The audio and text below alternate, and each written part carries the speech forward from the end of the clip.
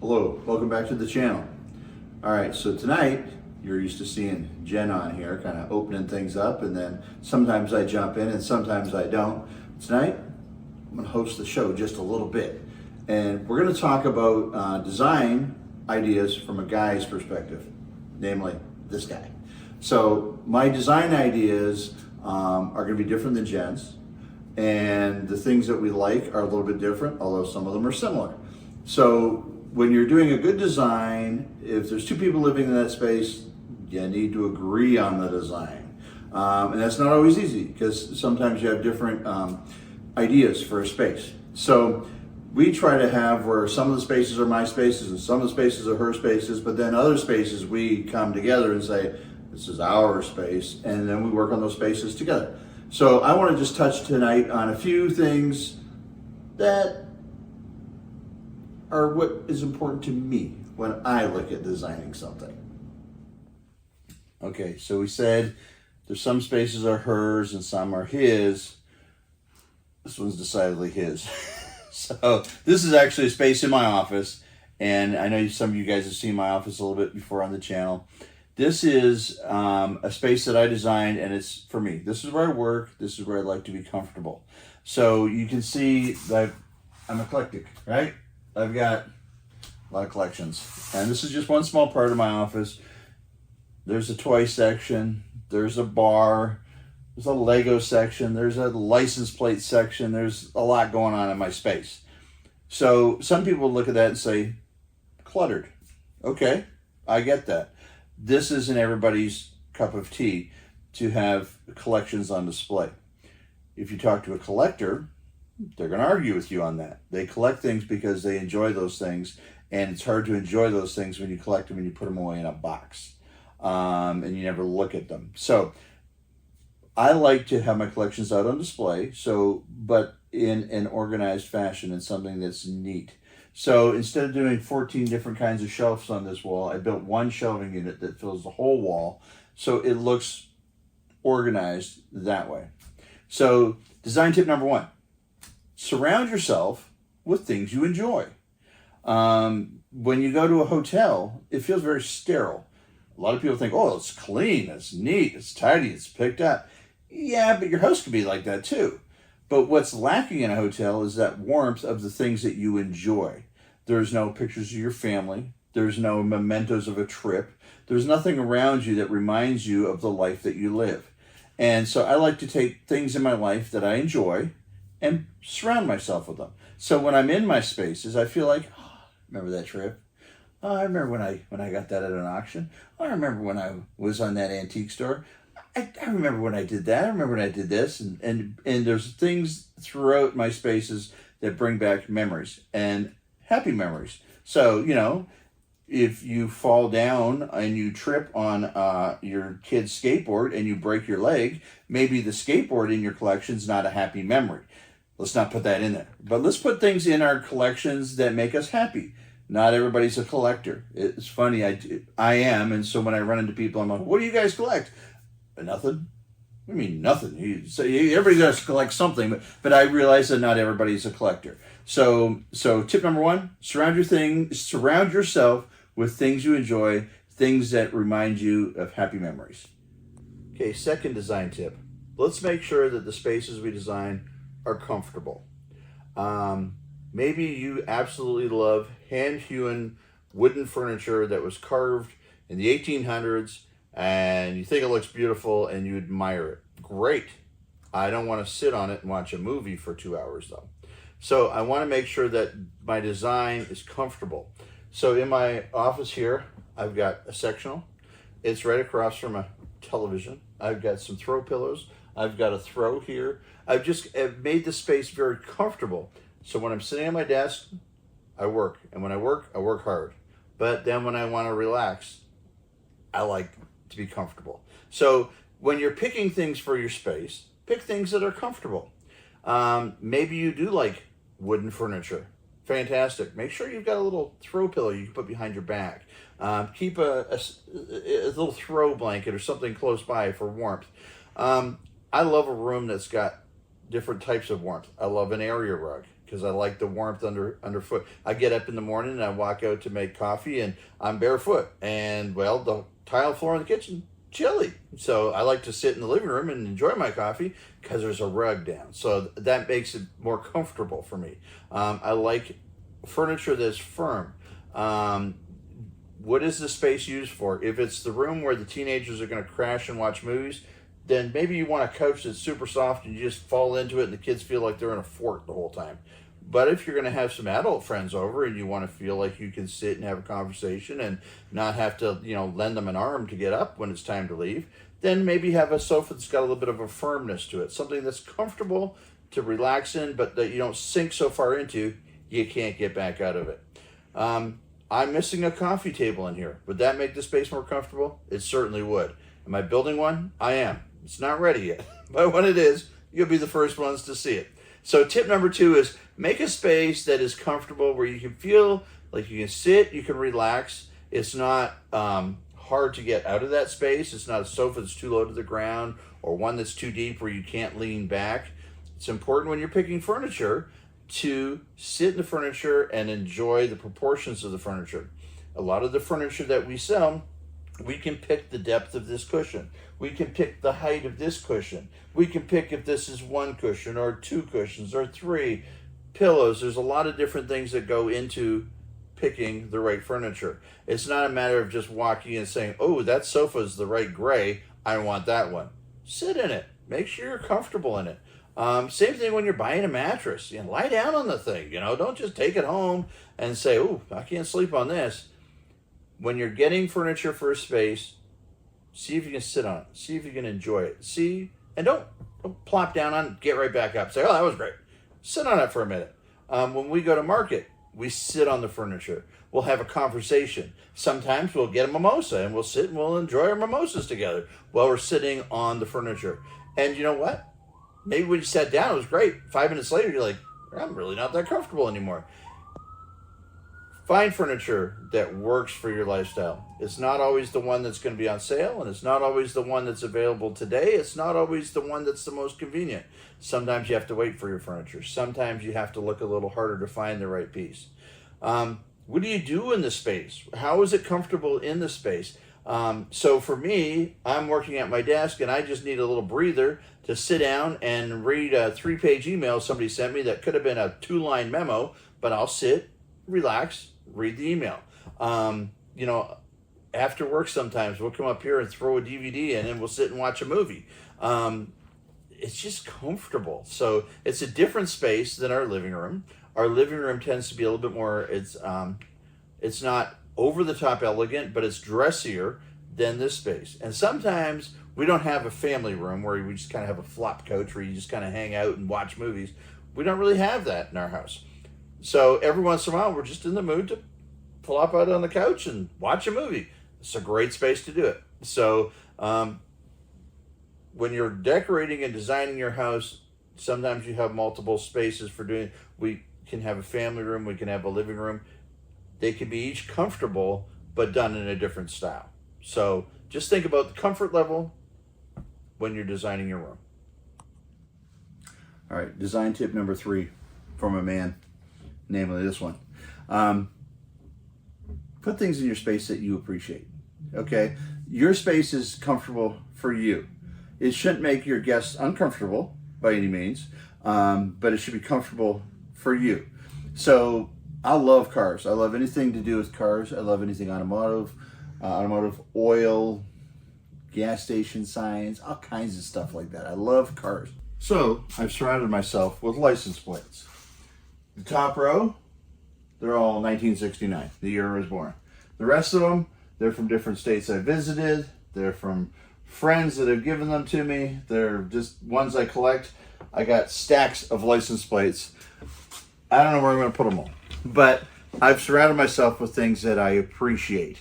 And then you need to do that in your space because you will spend more time in your space than anybody else. You are going to spend more time in your den or your family room or your bedroom or than anybody else. It doesn't. I don't care if your friends, your neighbors come over every Friday night. You're there every night. So make it a space that's super comfortable for you. Surround yourself with things that you appreciate. And again, we're going back to design. Tip number one: things that you enjoy, things that make you happy, good memories. So that's what I like to surround myself with. When I'm designing a space, I love furniture that operates. Have you ever seen a table where there's an old crank on it? It used to be an industrial piece and it raises and lowers. I love that. Any kind of furniture that has moving parts on it that interlocks and moves, I love that. It's not practical for every design space, but it's something I appreciate. So if it's something I can put in a little end table where you can crank it and raise it or lower it for a lamp, or you want to put a drink on it or something like that. I love things that function, things that operate. So I look for those things in design. You can probably tell by the background of all these shots, I like darker colors. I'm not a let's paint it white with bright white trim kind of guy. I'm more of in my design, I like to be more moody. Not personally moody. I like to be a happy guy, but I like my spaces to feel a little moody, mysterious, a little darker, that sort of thing. So I've incorporated that into my design here too. But design tip number 3, the takeaway from this is surround yourself with things that you enjoy, things you appreciate. Okay, design tip number 4 from this guy. You might want to, but I say, don't do what everybody else is doing. With HGTV, with design magazines, with those sort of things, influencers, they come up with this idea of what looks good, and then they all seem to agree, and then they push that. And so what you find is we can do 90 bathrooms in a year, and they almost all look the same. This display in the cabinet showroom, I think is hilarious. Which color of white do you want to go with? Oh, wait. Oh, somebody's being risky here. And then somebody got the lunch meat. And then there's a gray and a black, just to, round out the display. This is not my design style.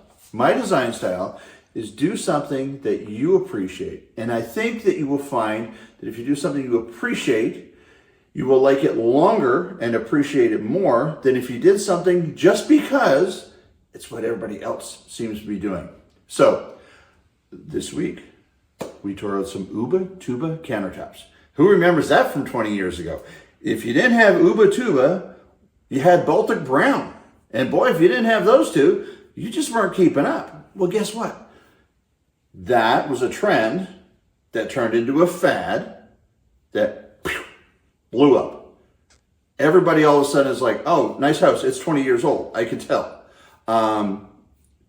Let's go 20 years down the road and see if anybody could drive by a white house with black windows and black trim and all that and say, oh wait, 2002 or 2022. I mean, you're going to know the year of the house because of the fad that it was built during.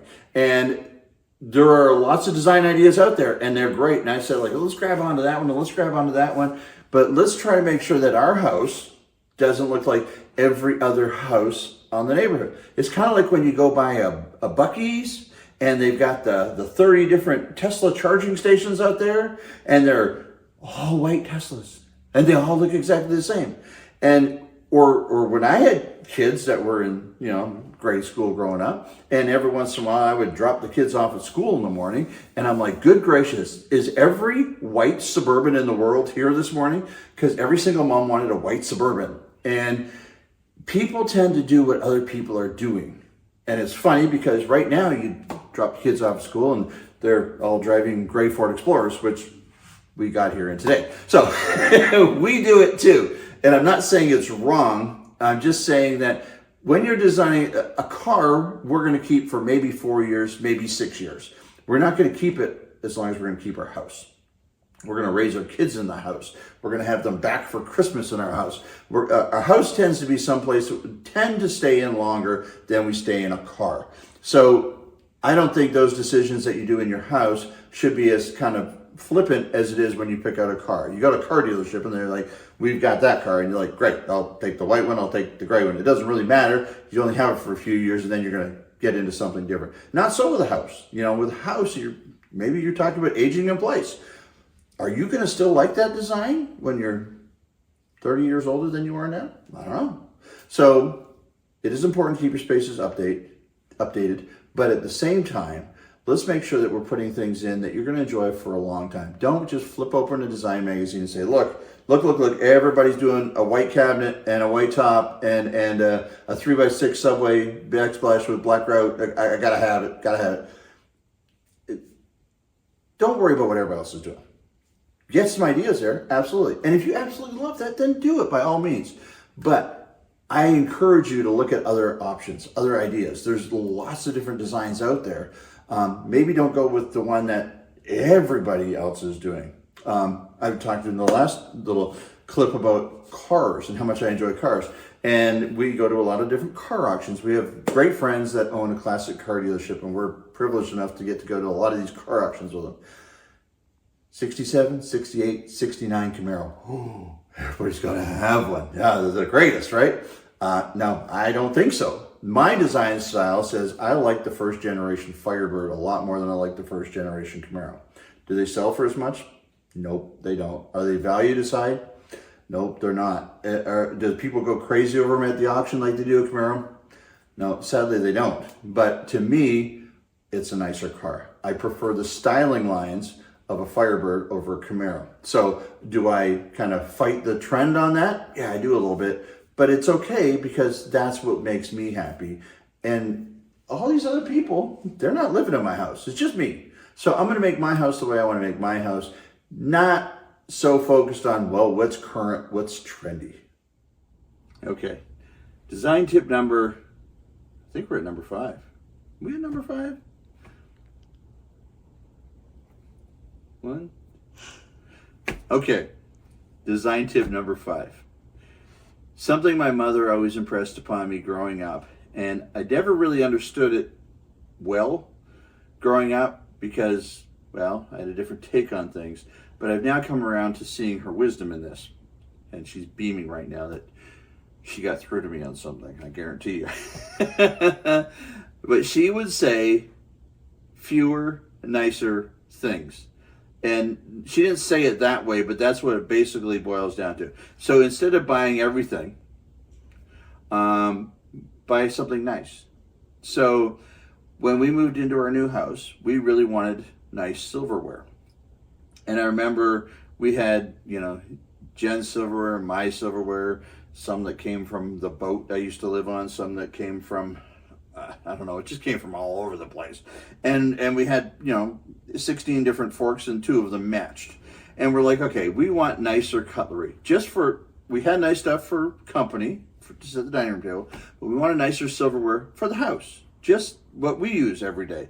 Something that's a little bit heavier, something that's nice, a little sharper, the fork's got a nicer feel in your hand. So we went out looking at silverware. Well, place setting for 4 is $60, $70, $80 if you want nice flatware. So we said, okay, well, we just got into the house. We're doing a bunch of renovations. We don't want to spend $200 on flatware. So we said, you know what we're going to do? Every time we got a single, we're going to throw it in a jar until we've got enough, and then we're going to take that money and buy flatware. And I enjoy that flatware every single day. And I enjoy it because we thought about it. And then when we said, here's the $200, let's go buy it, we tried out lots of different flatware. It was fun. And I enjoyed every time I use it. So it was fewer things, but the things we had were nicer. I kind of like the analogy of instead of taking your kids to the Dollar General every Friday when you get a paycheck and buying them 5 things for $4 each, take them over to maybe even Walmart and spend $20 on a Lego kit. Those 4 or 5 little $4 things, well, they're junk. I mean, they're just junk. I mean, it's hard to get anything decent for $4. It's not Dollar General's fault. It's not your fault. It's just hard to buy anything decent for $4. So you're getting them all this junky stuff. It's going to clutter your space. It's going to make a mess. Get them a Lego kit. Now they're going to put that thing together. Then they're going to take it apart. But next weekend they can put it back together again. You can play with it over and over again. It's a toy that has quality to it, so it lasts longer than a toy that's got cheapness built in. So when you're picking your furniture pieces, this is a down-filled pillow. When we bought our first 4 down-filled pillows for the house, I thought my wife had lost her mind. She came home and she said, I found this fabric. I want these pillows. I think they would look great on our sofas. I'm like, fantastic. Go ahead and order them. She said, are you sure? I said, yeah, why not? She said, well, they're close to $100 a piece. I'm like, whoa, $400 for a couple of pillows just going to sit on the end of our sofas? Yeah. Well, let's do it. Fewer, nicer things. I love those pillows. They are so comfortable. They take an average price sofa that we, it was just an average price sofa that we bought, but it dressed it up so nice. And every time I'll even notice when a guest comes and they sit down and they go to move that pillow, they're like, oh, that is nice. That is not a little polyester throw pillow that you got for $5 at the bargain bin. It is a nice pillow. And you feel the quality of it every time that you move it. Every time you put your arm on it, you can feel the quality. You can feel the quality of this leather chair every time you sit in it. It's not the cheapest chair that you can buy. But it's beautiful. It's got a matching ottoman. It's super comfortable, and I feel better when I sit in this chair. They say, wear nice clothes. It'll make you feel better, and it does. If you're going out for dinner and you show up at a nice restaurant and you've got a pair of $19 jeans on that you got at the Walmart, and you've got a t-shirt from the last concert you went to when you were 17, 40 years ago, and that's what you're wearing, you're not going to feel great in a nicer restaurant. But then you go walking in there in a new pair of slacks, and you've got a cool shirt that you picked up on sale at Belk, maybe, because it's always on sale at Belk. And you come walking in with that outfit on. Now all of a sudden you feel like, hey, I belong in this space. You don't have to spend a ton of money. You just have to have a couple of nicer things. When you're picking furniture, accessories, lamps, tables, pillows, artwork, when you're picking anything for your house, keep that in mind. Fewer, nicer things. Your house will look nicer with one really nice chair and a nice ottoman in the corner with a nice throw pillow, maybe a little throw on the arm over here. It'll look nicer than if you were to put a cheap set of chairs in there and a flimsy ottoman. It's not about just filling the space. It's about filling the space with nice things. If you want to put a chair in there that you bought from one of the online stores and you think it was a great deal because you got 2 of them for less than the price of one nice chair, and so you think you're beating the system, it's pretty obvious to just about anybody when they walk in. It's like, I know where you got that chair. You can just tell by looking at it. There's a certain look to quality furniture that you don't get online. So think about that when you're picking out pieces. The other thing about buying furniture online is you don't get to sit on it. You don't get to try it out. You don't really know how comfortable it is. I saw a picture of a guy that ordered a sectional on one of those online stores, and it was a great deal. It was $349 for a sectional. How can you go wrong? Well, he was 6 foot, and when he sat on the L shape, his feet went over the arm on the other end. It was like doll furniture. It was tiny. And of course, it costs so much money to return it, it's not worth it, so now you're stuck with it.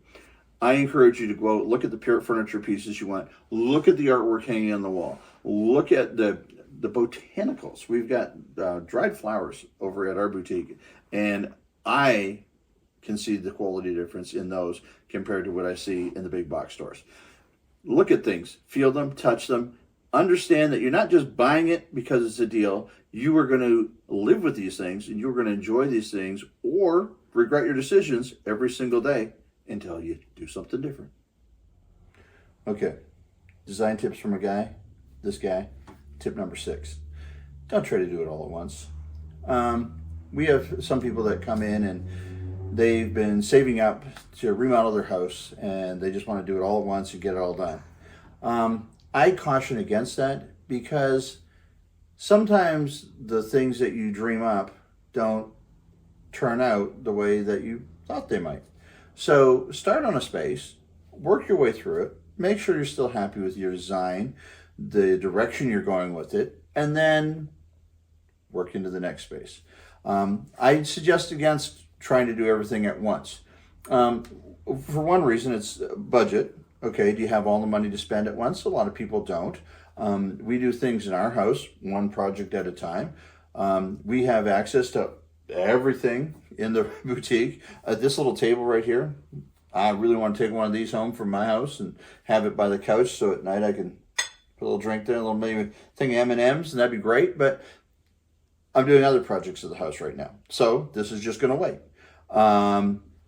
We're not trying to rush things. We're trying to do it this and then do this and do this. We move from room to room doing projects. Some of you follow along on some of our other videos of projects we're doing in our house. But don't try to do it all at once. Do a little bit at a time, baby steps. When you try to do everything at once, it can burn you out. You can get where you're just tired of trying to find another chair, another pillow, another piece of art, another knick-knack to go here, something to fill that space. What's going to go in that nook over there? Let design happen. Don't rush it. Sometimes we're out and we're looking around and we see something and we're like, oh my gosh, we need to have that.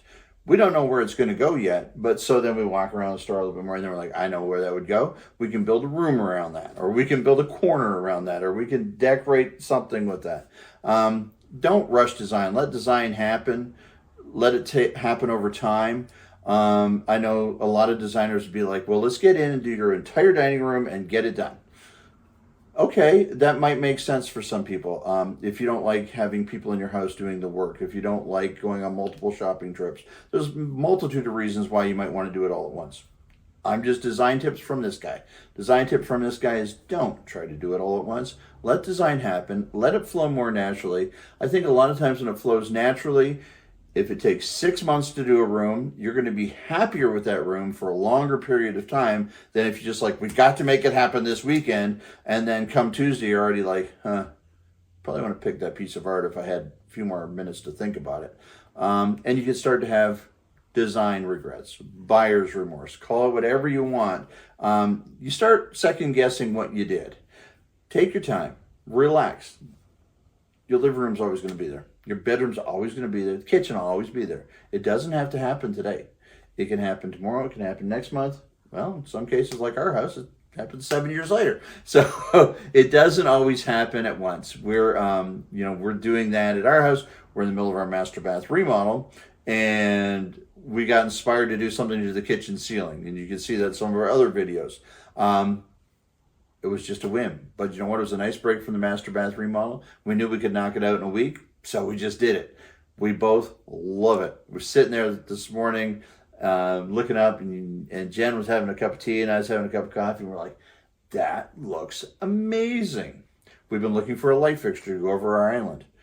Everything we see is $600, $800, $1,000. And then we still don't like the idea that it hangs down in the middle of a room. That's why we took the light fixture down that was there. Then we saw this soffit and we thought, oh, we both love this soffit idea. So we built one. We're going to have less than $300 in this whole thing when it's done, with the lights and everything, the sheetrock work, the electrical, everything in it is going to be less than $300. And it added a level of style to our kitchen that wasn't there before. And it's not just a light fixture you slap up there and go. Sometimes you're going to change the architecture of a room to get the look you want. But we took that light fixture down 7 years ago because we knew we didn't like that. And it's taken us 7 years to figure out what we want to do in there. Have we found 100 light fixtures that would have adequately done the job? Yeah. But we weren't excited about any of them. So we didn't rush the design. We waited. And we waited. And then we saw what we wanted. We rushed the execution of it. I'll give you that. Because I think we saw it on a Saturday at 3 o'clock in the afternoon. And by 4:30, we'd been to the big box store, got the sheetrock and the 2x4s, and we're slapping it up there. So we rushed the execution, but we didn't rush the design decision. Doesn't all have to happen today. Doesn't even happen tomorrow. Doesn't even have to be done by Easter, Christmas, whatever's coming up. It doesn't need to be done by then. Relax. If the space is livable, great. If you had a fire and you got to put a new kitchen in, then obviously you're under the gun a little bit more. You got to rush that along. But if it's just a space you want to update, slow down, relax. Don't make hasty decisions that you regret later. Let design happen naturally, and I promise you, you'll be happier with the results. Okay. I hope you've enjoyed this as much as I have. It's been kind of fun. I wanted to recap real quick. We had 6 design tips from a guy, namely this guy, and my design is different than other people's design. Having multiple designers is awesome because, I mean, otherwise we'd all be driving white Teslas or white Suburbans or living in houses that all look like our neighbors. So I think it's great to have all kinds of different influences, different kind of inputs. And I think it's important when you're thinking about design to work with somebody who gets you. I'm not everybody's cup of tea. Maybe 1% of the population's cup of tea. I get that. I understand that. Does it hurt my feelings? No. Will I still work on your spaces if I don't like the design? Oh yeah. That's what we do here. But when I'm asked for design input, now you know where I'm coming from. I think a little bit better. You can see that this is my ideas and my design, and I use it for my spaces. From time to time, I'll get asked to help design a space, and it always excites me. And if you're bold enough and brave enough, and if I've got some free time, I might want to help you out with that. But let's just go ahead real quick and recap what we talked about in the 6 tips of design. The first one, if I remember correct, was surround yourself with things that you enjoy. We were in my office, my collections were in the background, and we were talking about surrounding yourself with things you enjoy. Tip number 2, and yes, I'm reading my notes because, I don't remember them all in the right order. We want to make sure that our spaces are comfortable. I was sitting on my sofa and I had my throw pillow and my little blanket and my rug and my missing coffee table that we talked about, and just making sure that the spaces that you design are comfortable and easy to live in. Tip number 3, put things in your space that you appreciate. Mementos of a trip, things you enjoy collecting, things that are memorable and special to you. Your company might not find them memorable and special, but that's all right. That's why they're guests. They go home at night. You don't have to, keep them there like you do your stuff. So make sure the stuff that you're going to keep there is stuff that you enjoy. Tip number 4 was don't do what everybody else is doing for the sake of doing what everybody else is doing. It's a problem that compounds itself. The 20 people get together and decide, I want to do this. And then their 4 friends and their 4 friends say, me too. Before you know it, everybody's doing the exact same thing. And 10, 15, 20 years from now, a company like us comes in and tears it all out because it was a fad and we didn't really love it enough to live with it for a longer time. So when you're putting things in, you'd be surprised how many houses in the 27 years I've been doing this, how many houses I've done 2, 3, even a couple of houses I've done 4 times. Because people get tired of something they pick. They pick something, there's a fad. Then decided a few years down the road, that wasn't really us. Everybody was doing it. We thought we liked it. We put it in. We don't really like it. New people will buy the same house. Different design ideas come into play. So I always feel like if I'm going to invest the money to change something, let's make it something that sticks. Tip number 5 was fewer, nicer things. Don't buy everything that Dollar General has to offer. Just don't do it. It's tempting sometimes because I'm going to get a whole trunk load of stuff for $4. Don't do that. Try, it's got its place. We go in there every once in a while if we got to grab trash bags for the office, or we need a toilet paper, or we're on our way someplace and we just got a craving for a chocolate bar. It's got its place, but it shouldn't be your go-to shopping destination for kids' toys, home decor, produce. I don't know if they sell that there, but I probably wouldn't buy my produce there. Fewer, nicer things.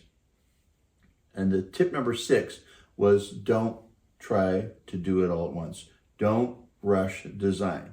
Design takes time. It's not something you try to do on a weekend. You might knock out a little project on a weekend, but don't try to design your entire space, start to finish, everything in one weekend. Let design take some time. I think a lot of the one-day bathrooms Wouldn't it be great to have your bathroom done in one day? And we quote against them all the time. They usually cost almost twice as much as what we do. But what we're putting in is we're putting in real materials. We're putting in real granite. We're putting in real ceramic or porcelain tile. We're replacing what's behind the walls. We're not covering in and covering everything up with a thin sheet of plastic and saying, look how beautiful that is. Should last you at least until we get out of your driveway.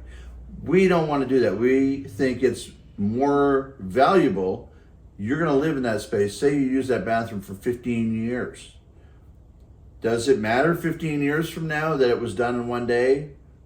Or was it okay that it took 2 or 3 weeks? Because it was worth the 2 or 3 weeks to get the quality that's going to last for the time that you want it to. Don't rush design. It should never be about it can be done in one day. It should never be about, oh, I want to do it in a commercial break like they do in HGTV. It should never be about that. Design should be about getting it done, timely, yes, but remember how long we have to enjoy this space for. If you get it done in a day and you enjoy it for a week,